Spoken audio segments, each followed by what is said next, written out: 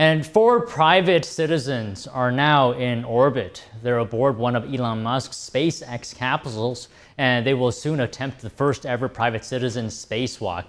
It's not without its risks, of course. The crew is facing potentially extreme temperatures and debris flying at 17,000 miles an hour. Here's the story.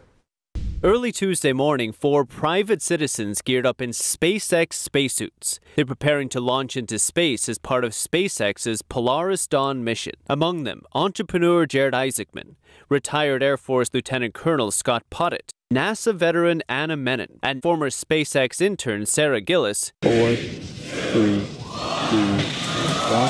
ignition, and go Falcon, go Polaris. Copy, 1 Alpha. Vehicle is pitching downrange.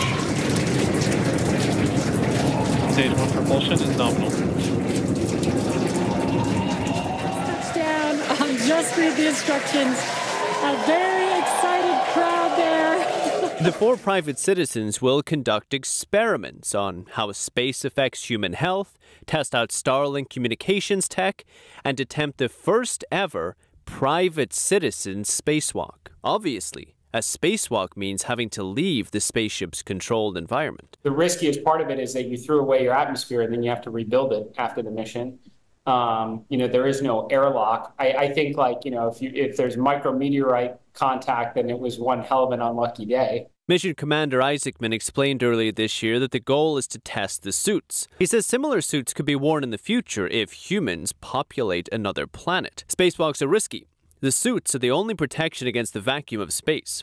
Debris there can fly at 17,000 miles an hour. Temperatures can be extreme, and suits can malfunction. If the steel tether tying the astronaut to the ship breaks, he or she could just float away. Luckily, that's never happened before. The full operation in total is going to be around 2 hours. And, we really are hoping to bring back this knowledge for the SpaceX team of how does a suit perform. Sarah Gillis, the former SpaceX intern, says the crew will use what they learn to make the suits better. The 4 will spend 5 days orbiting Earth. This is the first of at least 3 anticipated missions, all funded by Isaacman.